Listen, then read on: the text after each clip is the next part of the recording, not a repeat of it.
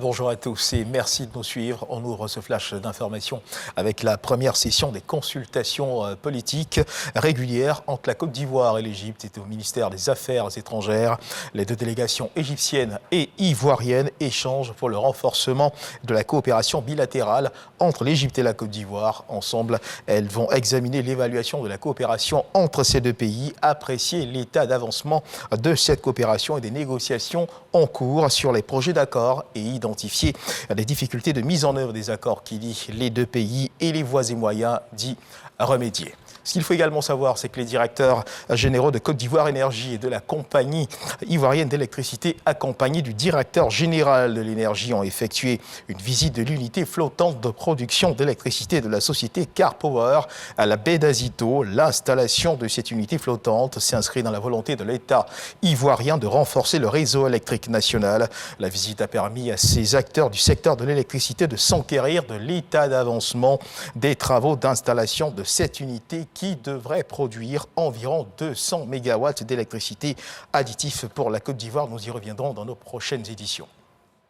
Le Centre d'information de communication gouvernementale, CICG, a reçu le chef des services du Centre des téléservices fiscaux de la Direction générale des impôts, la DGI, dans le cadre de sa tribune hebdomadaire dénommée Tout savoir sur. Les échanges étaient consacrés au portail web e-impôt. C'est une plateforme mise en place par la DGI en 2017 à l'effet de permettre aux contribuables d'accomplir l'ensemble de leurs formalités fiscales sans se déplacer. Khalil Diomandé, Jean-Louis Bongo.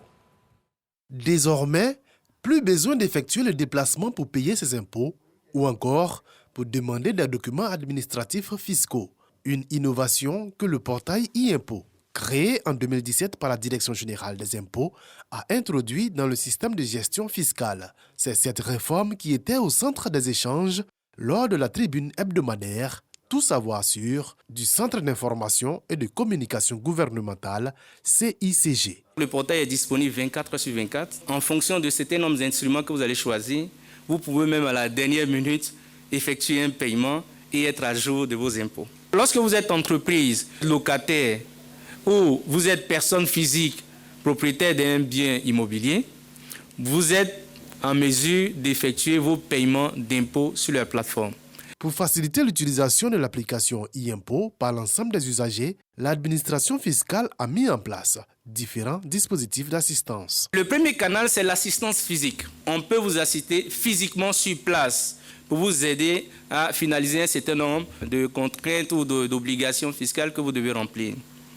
Le deuxième canal, c'est l'assistance en ligne.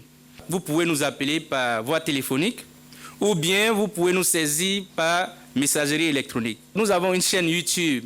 Vous pouvez trouver plusieurs tutoriels qui vont vous aider à bien maîtriser l'exploitation de notre outil en ligne.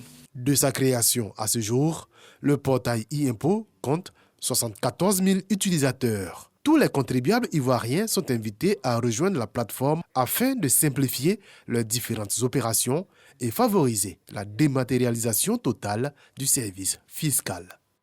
Et dans l'actualité internationale, un sommet extraordinaire sur le Mali est prévu pour se tenir demain, vendredi. Les chefs d'État ouest-africains se réuniront une nouvelle fois au Ghana. Et cette fois, le président malien de transition, le colonel Assimi Goïta, est invité à y participer. Ce qu'il faut également savoir dans le tour de l'actualité internationale, c'est qu'au Burkina Faso, on enregistre une vague de démissions au sein du MPP, le parti de l'ex-président Roch-Marc Christian Kaboré. 46 membres du bureau politique national, dont Abdoulaye Mossé, ancien député, et Ousmane Nakro, ancien ministre, ont annoncé leur démission de ce parti. Officiellement, certains démissionnaires ne donnent pas les raisons de leur départ et évoquent juste des raisons personnelles. Notons également que d'autres départs sont aussi annoncés dans plusieurs autres partis politique. L'actualité qui est également marquée par la crise entre l'Ukraine et la Russie. Ce qu'il faut savoir sur ce conflit, c'est qu'au 29e jour de l'invasion russe en Ukraine, 3 sommets G7, OTAN et Union européenne sont prévus pour se tenir à Bruxelles. Les pays occidentaux comptent bien sûr consolider l'arsenal de mesures contre la Russie pour l'inscrire dans la durée. Voilà qui marque la fin de ce flash d'information. Merci de nous avoir suivis. Je vous retrouve à 13h pour le journal.